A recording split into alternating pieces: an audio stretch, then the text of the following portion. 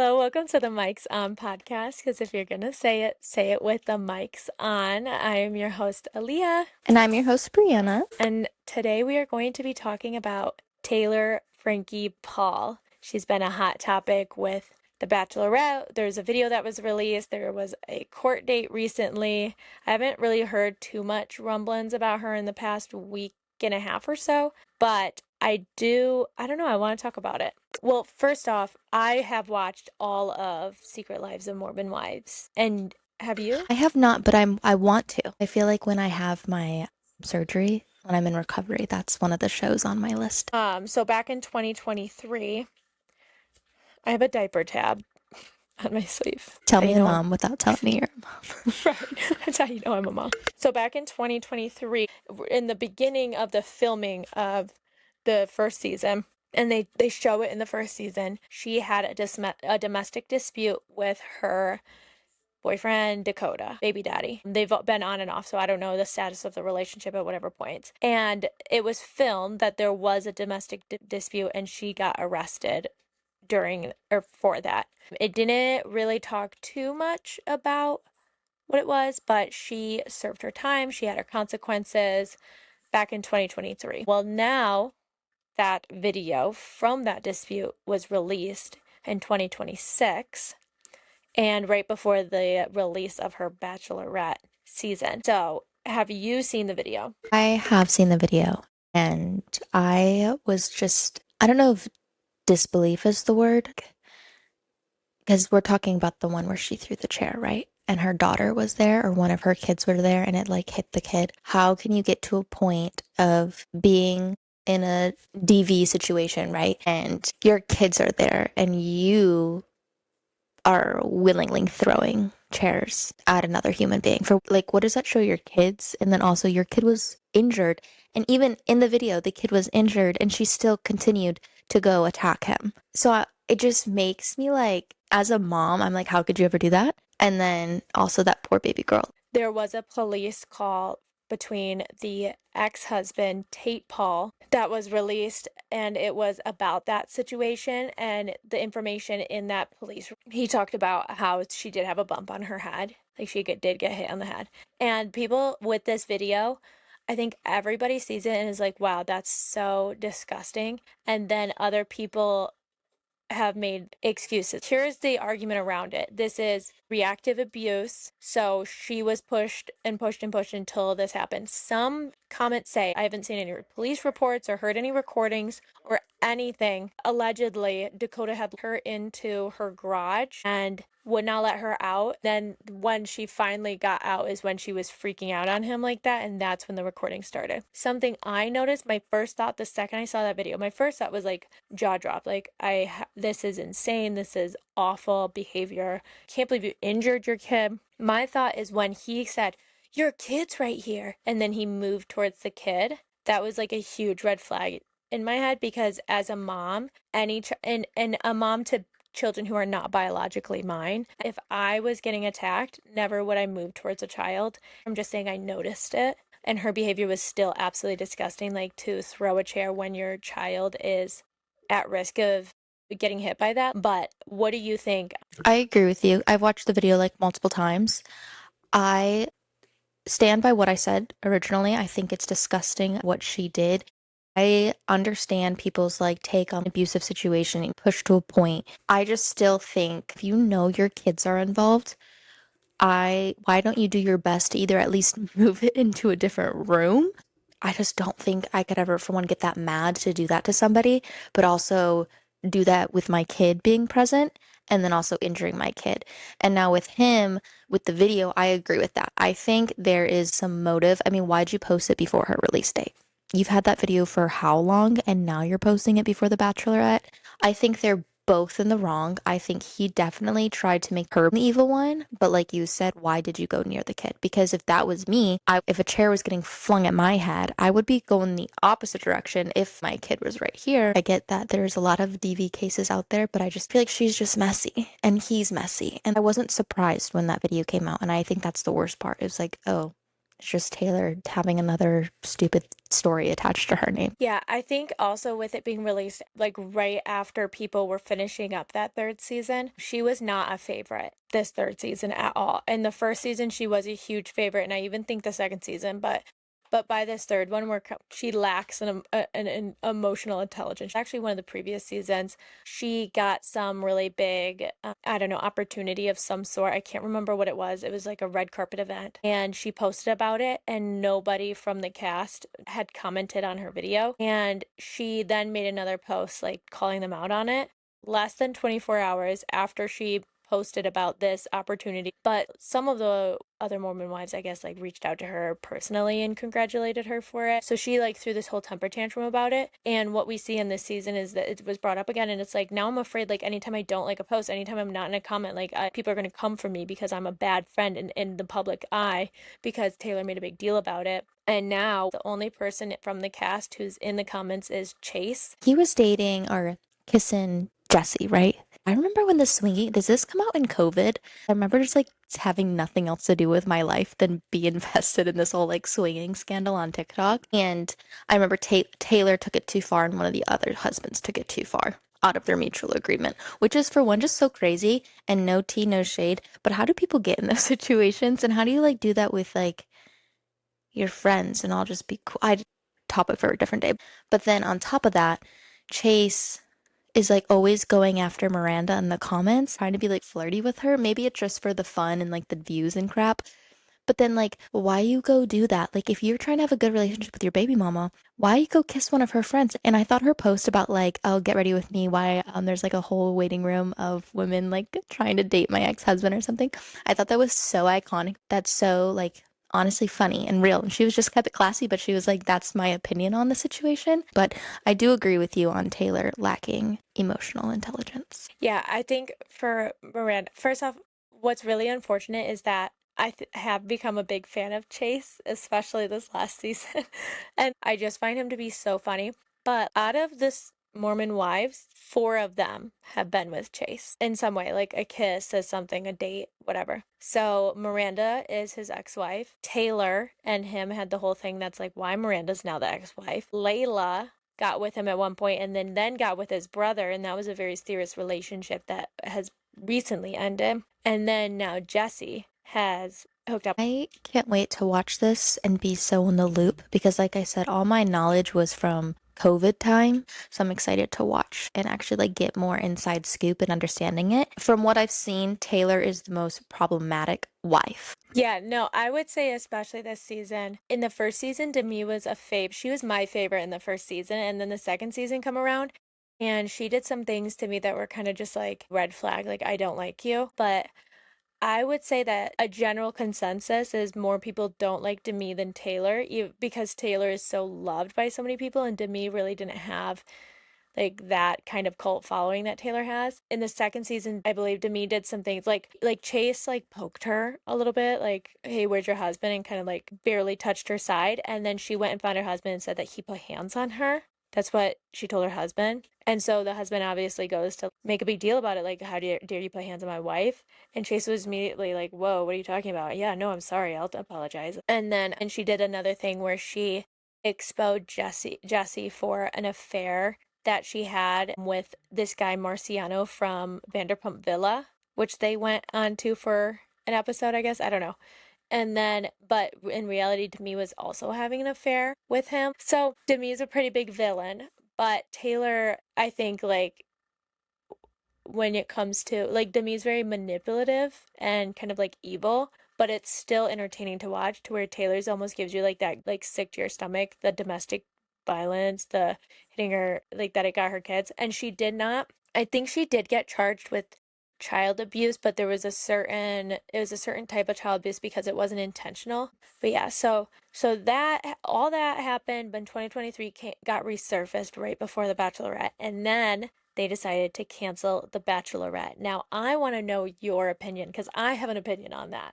So I would like to know your opinion on the cancellation of The Bachelorette. Okay, here's my thing, and maybe I'm gonna get crucified for this. I think it should still have aired, right? Because My thing is, you already filmed it, right? And we've already been known that she's had these DV charges, right? And it's just now the videos are out and about. So it's like, if you already knew her history, why not give the people what they want to see? Like, I want to see who actually falls for Taylor, and I want to see how they're acting in it. And I'm like guilty as charged. I love the Bachelorette and Bachelor franchise. I love stupid shows like that. It's so entertaining to watch for some reason. But yeah, I'm kind of sad that they're not airing it. I'm hoping that they air it eventually. I feel like she's such a interesting person to kind of like just watch. And I want to kind of see what like roles she plays. You know what I mean? Because like on TikToks, she acts like this like, and then you see the videos of her throwing chairs. So now I want to see how she is like single and like no kids around and like, just surrounded by men. As we know, she likes to be with lots of men. So I'm a little sad. You already knew her history. And I know I sound horrible for saying that, but I would be lying if I said I'm kind of sad that it didn't air. So, Okay, I agree with you. I think they should have aired it. Like you said, it's already been filmed. And also the guys on there, like this isn't just finding love. Obviously, there's more to it to going on a show like that. We're talking about social media presence that it's gained from that. From that social media presence, like you can jumpstart a career in certain areas, like the Vile files, right? So he went and got a whole podcast and has continued that way from what was he? He was on Love Island or something. I don't know. Harry, I don't know who this guy is actually, but like he did that. They got through all of this interviews and whatever, and finally made it onto the show, filmed the show. We're expecting like you know how many watch parties that there was planned for everybody. This would have been the only season of The Bachelorette that I was going to watch, by the way. I think that they lost so much money by canceling it. They've got to be out so much, but it's like it's already filmed. Now, here's the other thing. The DV we've known about. Again, the video came out and the video is shocking. And I understand that, but she did her time. Like she had her court for it. She had figured out her custody and like the kids and all that. Like all of that was figured out 3 years ago. And it was on Secret Lives of Mormon Wives. Like they put it in the show. They put her arrest in the show.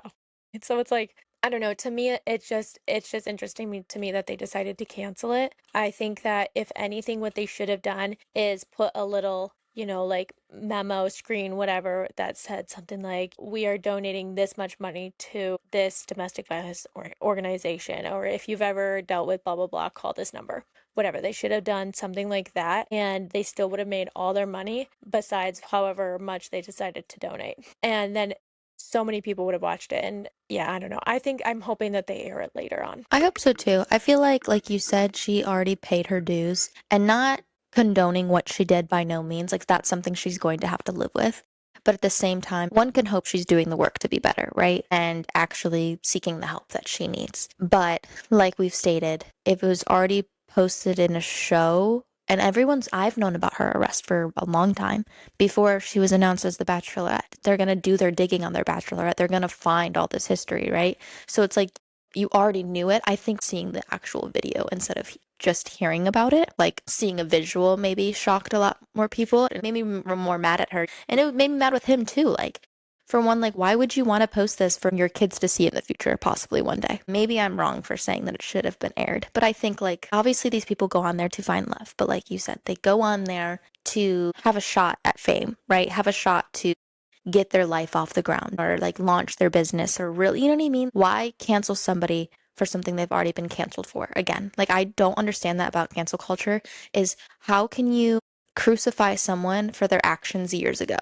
Like I understand if they're continually making the same patterns and like the wrong decisions, but if somebody did something long ago and they've done the work, I'm not saying she has, but let's just say allegedly, that someone's done the work to grow and like move on from, why does our society just keep like, oh, you can't be anything because back in 2013 you said this and you did this and you like I don't understand that. I don't agree with domestic violence. I think if like disclaimer, if you're in that situation, obviously seek help and call help and get the right resources. And like you said, they could have donated to a charity or a donation or something to help EV survivors and stuff, and they didn't. I'm a little sad. I'm a little salty, selfishly a little upset about it. And like you said, all the people that never really cared about The Bachelorette, they ain't gonna watch anything ever again on your like Bachelorette. Yeah, I kept seeing a lot of posts about that. People were like, I've never seen The Bachelor. And then there was a lot of older women who watch every season and they're not into the social media stuff. They didn't necessarily know who Taylor Frankie Paul was. And all of a sudden it gets canceled and they had their watch party. And I seen a lot of people talk about this as well as they said, well, you should have seen what I did when I was in a domestic violence situation. Like they did worse than throw chairs at their person. To be honest, yeah, throwing a chair at somebody, is that great? No. I actually don't really care that much about that. I think Dakota's an awful person. I think he's incredibly abusive. And I'm going to go out on a limb here and say he probably honestly deserved it a little bit. It's the child. That child being in the room and getting hit by it, that's what people have an issue with. And I believe all three of her kids, but if not, I do know that two of them were there because that was talked about in the police phone call between Tate and the detective. Yeah, I agree with what you're saying. Like, I have seen comments, people be like, they've been in worse situations. Well, I think you should be throwing chairs at another human being. No. But what if he did punch her before the video started? What if he did strangle her before the video started? And maybe she just picked up a chair and chucked it. We don't know because we only see the 5 second whatever clip of her yeeting a chair at this man. But I agree with you. I think he is more manipulative and gross and just a disgusting person. And I think she also is just a person that needs help. I think they both need help at the end of the day. And I don't think violence is the answer. But, I would be lying if I said I never wanted to eat a chair at somebody. You know what I mean? Like I can't be like, I've never wanted to hit somebody. I wanted to hit somebody today, okay? So let's just be so for real. So I get it. I think they're just both violent people, and unfortunately, the kid was. And There was a there was a court hearing after all of this. So this was more recent and it was supposed to be a custody hearing. Now, I watched the entire thing. Um and here's what I got from it. Because it's supposed to be a custody thing, it wasn't really supposed to dip into the video, the lawsuit that is between Dakota and Taylor. Okay, I'm not very positive, but from what I understand is that since the video released, maybe she has not been allowed to see her son that she has with Dakota. I'm not positive on that one, but I think that's what they said. And that doesn't make sense to me because this video was again 3 years ago. So why would now? Or maybe it was once he filed a report, a protective order. Actually, I think that's what it was. I think when the video was released or around the time it was released, he filed a protective order. And that's when she lost custody or couldn't see him anymore. So they were trying to figure out, whatever. Taylor's obviously pushing to be able to see her kid and have visitation with him. And if it's supervised, like she wants it supervised by her mom or a family friend that she has, to where Dakota's attorney was saying that those people are too biased and they're going to downplay Taylor's behavior and that if Taylor's going to be unsafe around the children, like they're not going to do anything about it. So they were pushing for a third party, a supervisor now as a foster mom when it comes to parenting time and, visitation, all that. I have a little bit of intel, but my guess that means, like a DHS worker would be the one supervising. In my case, that's a caseworker is who supervises, or there can be supportive visitation. It's a teacher. It's like a parenting class and they kind of watch the interactions. Anyways, a third party situation like that is what Dakota was pushing for. Something that Taylor's attorney kept bringing up is that this video is from 3 years ago and she's not had an issue since. Like there has, um, out of the, I think, 8 situations that she's been abusive, 6 of them were from when they already came up with another agreement previously. And so it's like, okay, so there's only 2 new ones, none of them involving the kids. I can't exactly remember what they agreed on. The judge on this uh, child visitation portion is the same judge doing the domestic. So they talked about this one specific situation between Dakota and Taylor where I don't know, I think like they got in a fire or something, and like he ends up showing up at her house and was like, I need to talk to you. Like, let's go out to my car to talk. So they go out to his truck and they're whatever, they get in a fight. And he says that she throws a drink all over his car. And she's got pictures of bruises And she says that he like grabbed her head and slammed it on the dash, and then also like something with her knee. Like, and she has pictures of these bruises like time stamped for that day or that night. Well, he ended up locking her in his car and driving off. Well, her kids were inside because he wanted to come inside to fight, and she was like, "No, my kids are here sleeping. Like, you're not doing this." Like, and then he's like, "Come out to my truck. We'll talk to my truck." So she goes on the truck. And then all of that goes down, and he drives off with her. Like she could not get out, leaving her kids by themselves in her house. And then finally they come back and she goes inside and he's knocking, want to go. And then he texts her, like, wanna F or something, like he wanted to hook up. So it's like, okay, so Dakota's claim is this is a time she was abusive, but you're following her, trying to get into her house, trying to hook up with her right after. And she's the one trying to get away from you in this moment. So I do think they're both in the wrong very much. I do think he's way more vindictive, and I think she's much more of a reactor.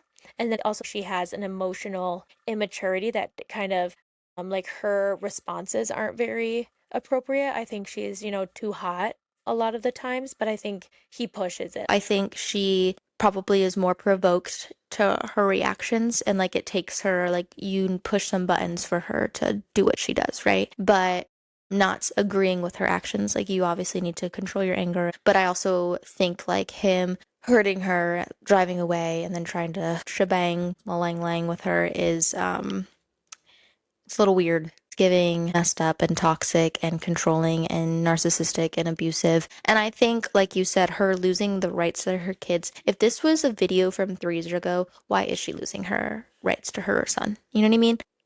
Going through that. Again, I think this is just more embarrassing for him at the end of the day because it's like you're doing all of this to the mother of your child. The kids are just gonna watch this one day and they're just gonna be like, what the heck? Like, dad, you did that? Why wouldn't you want to keep this between you and her and try to not make it go public? But that's where I think he's more vindictive. He thinks that this is gonna look better for him in the end, I think. And I think it just makes them both look messy and crazy and toxic, and they both need lots and lots of trauma therapy, I think. I would be quicker to forgive kind of and support her than I would be for him. I agree with that statement. I feel like it's easier to forgive women than it is men sometimes because most women, we're emotional creatures for one, and you go through a lot, like birth, postpartum, periods, menopause. Like there's a million things that mess with our hormones. And I know everyone jokes about girls being on their period and how mean they are.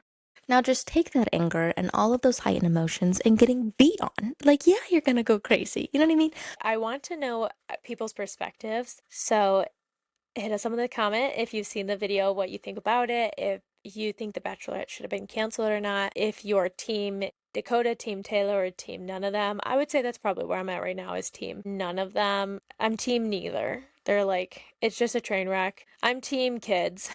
Keep them safe. Thank you all so much for watching. Definitely, if there's anybody, brand deals that want to collab with us, hit us up in our email on our bio or comment down below. And we would love to know your thoughts. Like Aaliyah said, let us know what team you're on. I'm on team kids and team no one. They're both messy. Also, I'm on They Should Have Aired The Bachelorette. So let me know your thoughts on that. Stay tuned for next week's episode. And we'll see y'all next time with the mics on. Bye.